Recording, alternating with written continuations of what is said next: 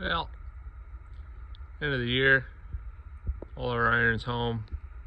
Figured I'd do a quick little walkthrough of what machines we currently have and which ones we're currently looking at getting rid of and replacing them with. So first off, it's our 2012 John Deere 240D. This machine's she's been pretty awesome, to be honest.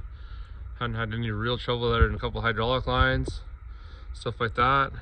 We run an iDig system in this machine. Currently sitting at 9,975 hours, so almost time for a big birthday. We have 5 different buckets that go on this machine: tilt buckets, dig buckets, frost rippers, all that kind of stuff. She's home. Time for some undercarriage work. Replace a couple of the really not fun hydraulic lines that are getting kind of crappy on the back of the boom, so we'll do those before it goes back out and have to fix those in the field because that sucks. We've been there before. This is a 2018 160G. We're currently looking at purchasing. It's been here for about a month. Haven't ran it a whole lot, only put about maybe 10 hours on it. The snow kind of crept on us sooner than we were hoping, but really nice machine, but 3,400 hours on it. We'll be getting an Encon if we do end up purchasing it. So this stuff will all be taken off. That bucket will probably be converted to S60 to match the rest of our Encon tilt buckets and stuff for this series of machine. And this is our tried and true John Deere 450H. I've owned this machine since 2017. It's been a great machine. Currently sitting with about 13,450 hours on it. So she's got some hours on the clock. We recently did an undercarriage back in 2021. It's got about 1,000 hours on it since we did that. It's supposed to be living a semi-retired life. We use it just for smaller jobs, and it usually lives here on the farm. Just grading up dirt bike tracks because, you know, that's important. And over here's the weapon. It's a big girl, 750J. This thing is a 2005 or 2006. Bought this machine sight unseen from Moncton, New Brunswick. Trucked it back here to Ontario. Sitting on about 9,200 hours or something like that. Did a complete undercarriage on it last year. All new blade pins and bushings. This is that mount I'm sure some of you have seen that we can put our GPS rover on. So, you know, for cutting swales and stuff, when we're doing rough subgrade, we know where the swales are and, you know, relative elevations. Good old unit. Over here is our brand new John Deere 650P. This is a beautiful machine to run. I really enjoy running it. It's got about 250 hours on it. This machine is set up with full 3D GPS through DTS. Works really, really well.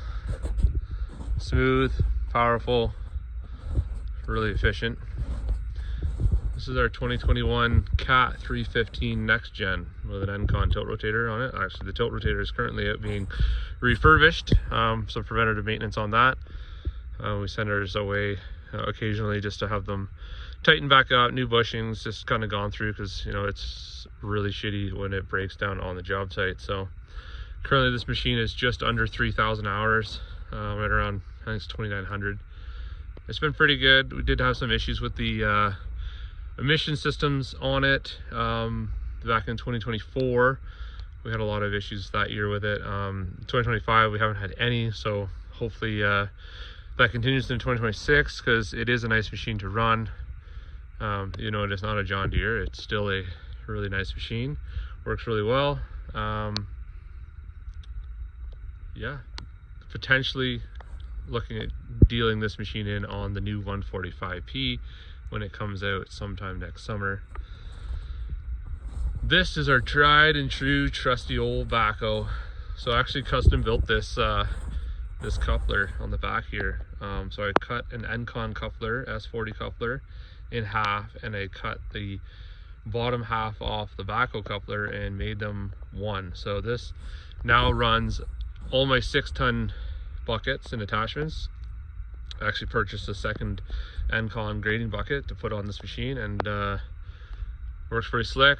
Runs hydraulic hammers. We have auxiliary hydraulics. Has a hammer, hoe pack, that kind of stuff. It's a 2012, I believe, and it's got about 9,500 hours on it. Still going strong. You know, odd stuff like hydraulic lines and stuff like that. Has a front coupler, front hydraulics. We have a set of forks that we do run on it, and put her to use. We actually use this a lot more than I thought we were going to use a backhoe loader. All right, this is our 2021 John Deere 60G with an EC206 Encon tilt rotator on it. Pretty popular size machine. We use it a lot. This one currently has about 2,000 hours on it. Been pretty reliable. Never really had anything go wrong with it at all, actually. Besides maybe a hose or two that gets snagged on the Encon, and it's on its second set of tracks. Great machines, good on fuel, lots of power. Can pull it fairly easily on our 10-ton floats. Our septic trailer, that's a 2022. If you guys would like a full tour of our septic trailer and how we organize it and lay it out, let me know and I'll get that done. 2022 10-ton triaxle float we pulled with our little 5-ton mini dumps. This is our 2024 Volvo VHD triaxle dump truck. This one's got about 60,000 kilometers on it. I've been driving it myself lately. Great trucks, lots of power, great on fuel, very comfortable to drive. These ones have the I-shift automatics in them. Not sure I would buy another truck with a manual in it as far as being new. These are just so much nicer to drive, and the driver fatigue at the end of the day is much better. And I know there's a lot of guys out there that swear up and down that you need to have a manual transmission, but I am very, very happy with these I-shift automatics. And then this is one of our 5-ton mini dumps.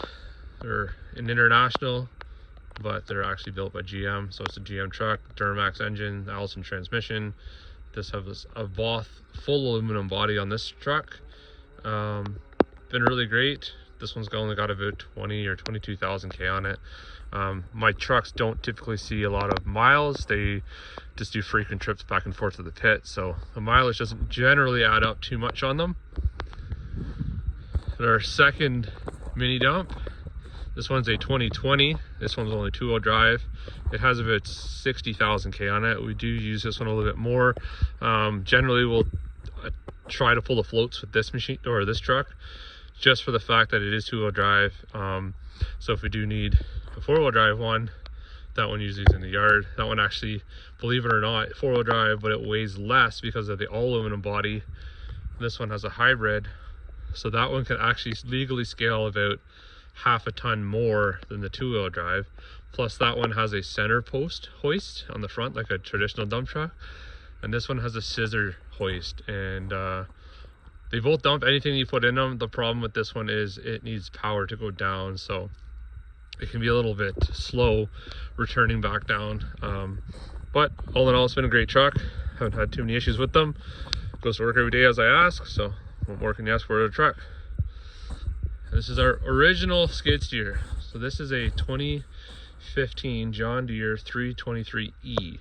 So when I purchased this machine, this is the last machine I could buy or find in Ontario that did not have a DPF on it. So this machine has no emissions besides an EGR valve. It's got about 4,000 hours on it. Haven't had any real issues with it. Let's go. If you guys have been following along, you would know who Go is.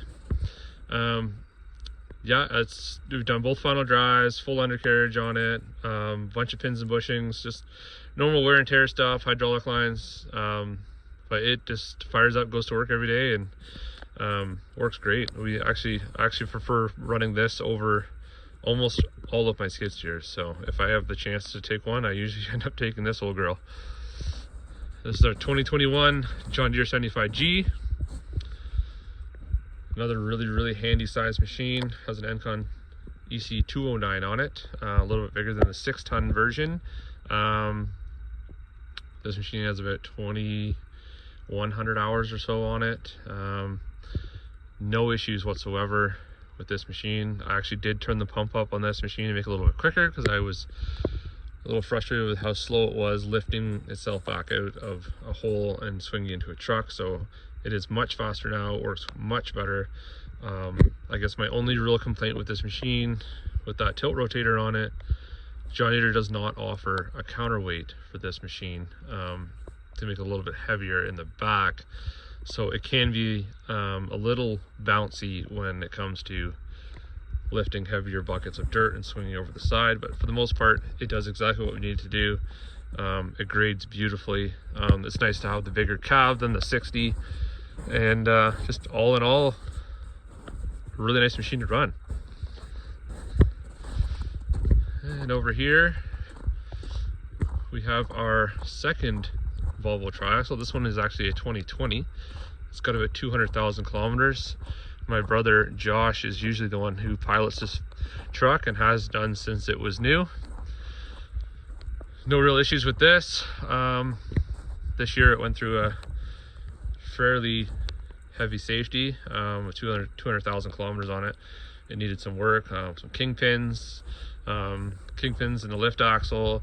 We did brakes. This truck has new tires all the way around it. As you can see, it's really well taken care of for a truck with 200,000 kilometers, and it goes to work every day. This thing is either on a job site hauling, or it is hooked to our tag float. So this is our 35-ton tag float. We put just about everything we own on it. I have put the 240 on it.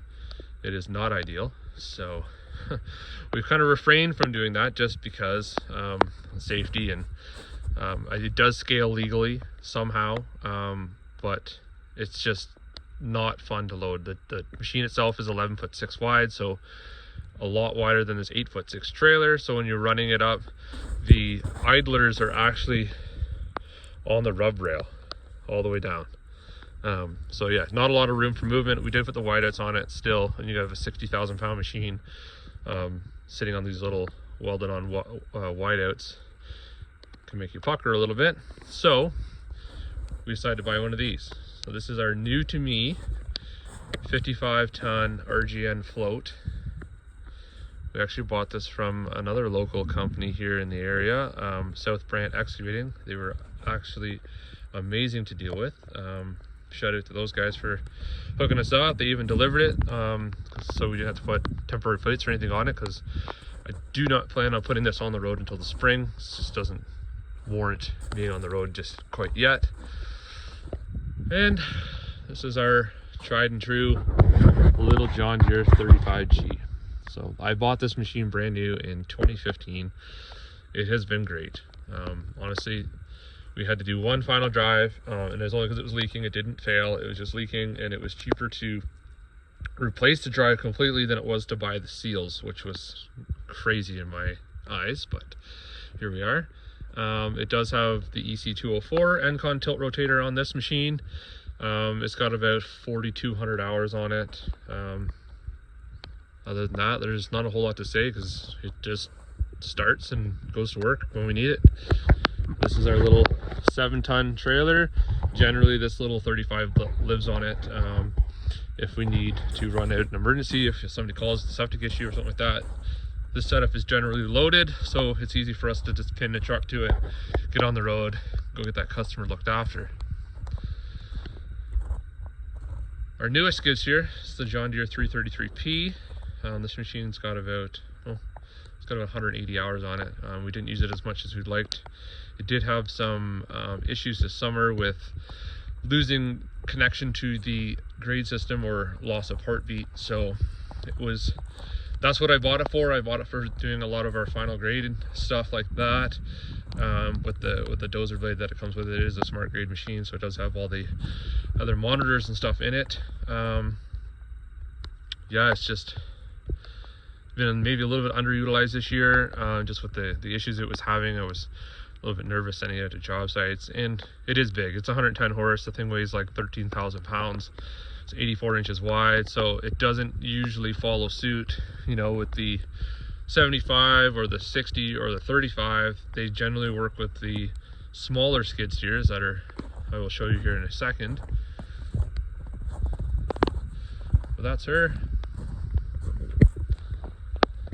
If we go over here,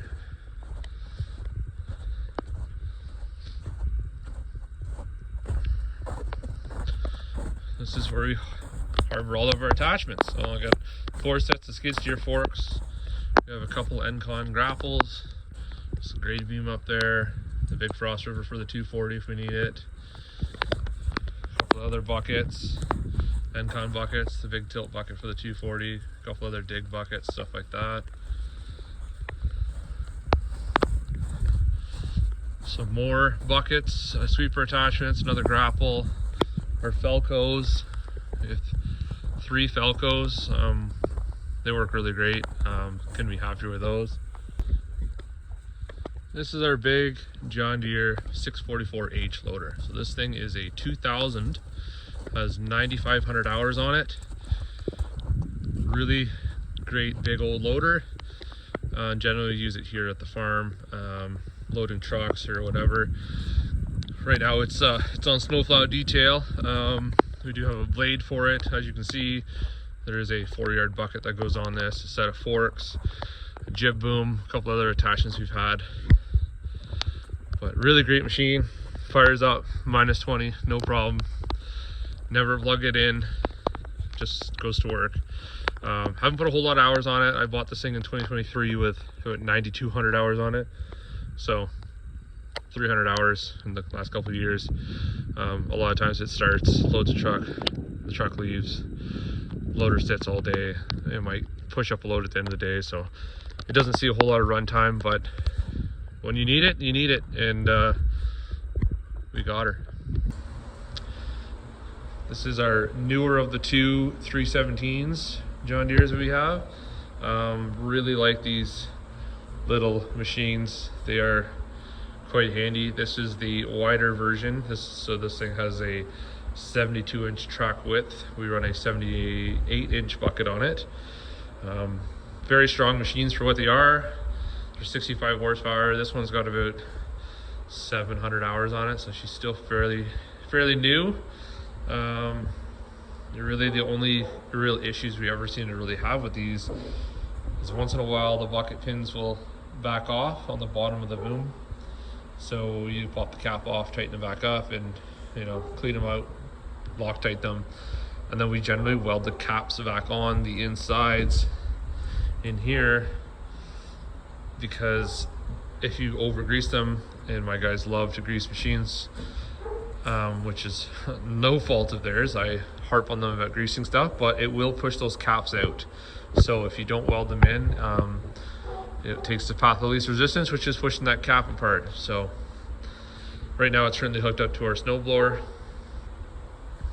This thing works pretty good. Use it to blow the banks back and just clear up some of the drifts we get here. Try to leave it inside if you can, just so it has a clear windshield, because when you're snow blowing, it sure likes to plug the windshield up. This is the mate to that 55-ton RGN float we have.